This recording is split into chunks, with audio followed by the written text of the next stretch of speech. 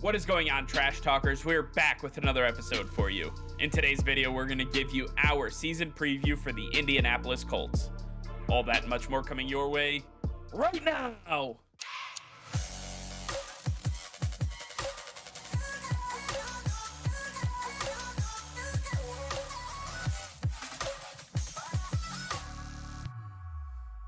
All right, before we get into today's video, be sure to hit that subscribe button and like the video as it will help us out tremendously. So sit back, relax, and enjoy today's video. All right, Nick, with the 2022 season fast approaching, we have another season preview to get to. Today, we're going to be talking about the Indianapolis Colts, the Colts who came just one game shy of the playoffs. And I know, Colts fans, that you're still aching from that loss to the Jacksonville Jaguars, but nonetheless, there's been quite a few changes made to this roster to try to fix any of those woes that you had. And taking a look at some of those additions and subtractions, we start taking a look at some of those additions with Matt Ryan, Stephon Gilmore, Yannick Ngakoue, three massive names coming over to this team, really helping to fill some of the voids that were left on this roster. When you take a look at some of the players that left, though, you have to take a look at somebody like Carson Wentz going to the Washington Commanders. You have another one in Xavier Rhodes who was released from this team. And then you also have to take a look at somebody like Mark Lewinsky, the big-time guard, no longer with this team. So when you take a look at where the Colts are right now, this is definitely an improvement, but they have to put it all together. And then when you take a look at what their schedule looks like, Nick, the first 6 weeks, how do the Indianapolis Colts fare in 2022?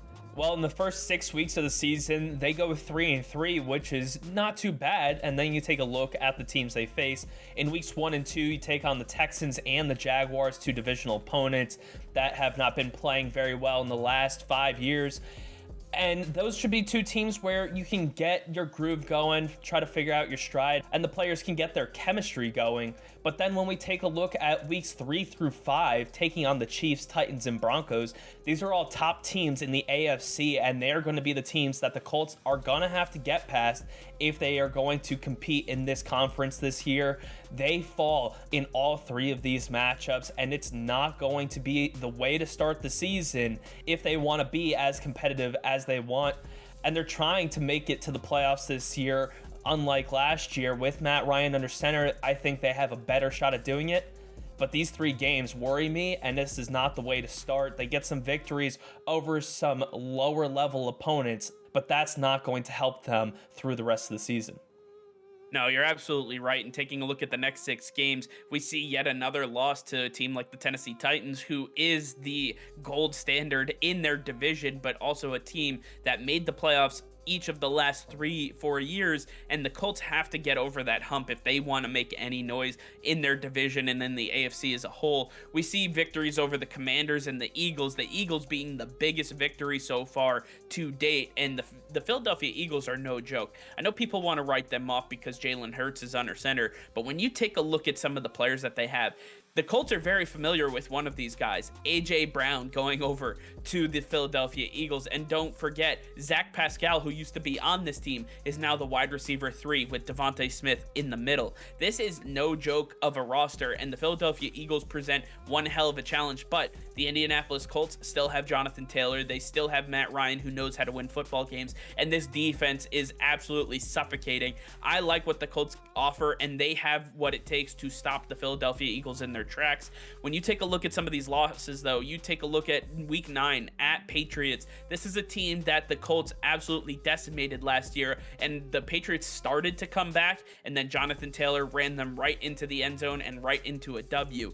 This time, it's in New England. It's in the middle of the season. This is not Indianapolis, and this is something that Mac Jones is looking to get some revenge on. Mac Jones and company have been working out all offseason, really getting this roster ready to go. They've made improvements as well, and where they've made improvements, the Colts have actually lost players, and I believe that the Patriots are the stronger team right now going into 2022.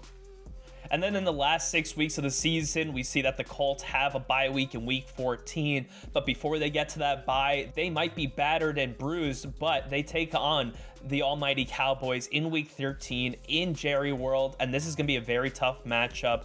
When you have Ezekiel Elliott and Dak Prescott, that's always going to be a tough combination, but then you add CeeDee Lamb and Michael Gallup to this offense, a lot of weapons to go and stop, and the defense has had some success starting in last year, hoping to bring that over this year in week 13. Both teams will be in full swing, and I think this is where Jonathan Taylor plays a big part. When you look at the Dallas Cowboys, they do not have the strength up front to stop this guy, and he should have a great game running roughshod through this front seven. That should open up the passing game with Michal Pittman and Alec Pierce, and I think that's going to go a long way in week 13. They should be able to edge out that fantastic offense that the Cowboys bring.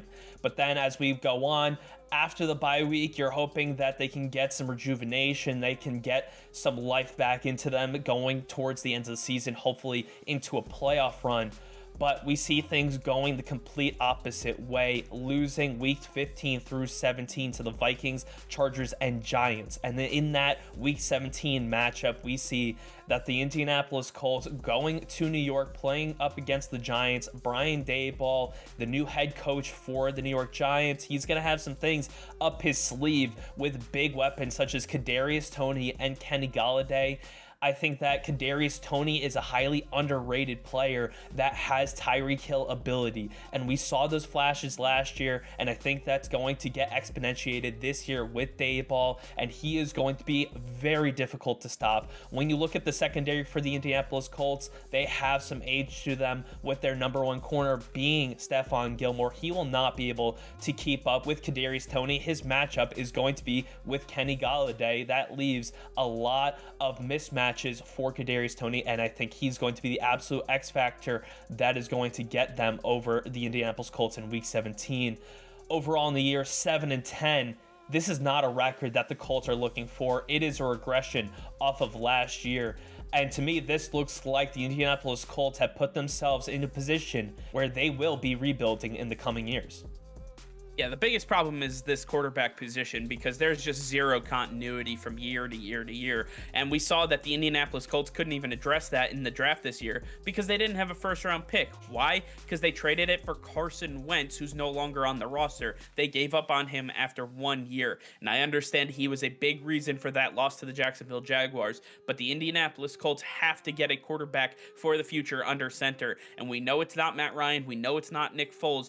Who is that going to be? That's the question that the Colts have to answer moving forward. When you take a look at some of the losses that they have, they come in chunks here, and that's because they just cannot get everything going. They need to add another wide receiver. They need to add another quarterback. They need to get younger and little more spry on the back end of this defense. Overall, I think the Colts are one of the better teams, but when you take a look at where they were last year to this year they're facing the AFC West, the Chiefs, the Broncos, the Raiders, the Chargers. All of these teams got so much better. They are the class of the AFC, and it just happens to be the year that the Colts have to face all four of them in the same season. But I want to hear from you guys, Colts fans. Let us know in the comments down below what you think of our predictions, and let us know where you think we could have made improvements. All right, well, that's going to be all for now. Thank you all for watching. Be sure to like this video and subscribe to the channel if you haven't already. Hit that notification bell. We go live every single day. That'll be all. Peace and love.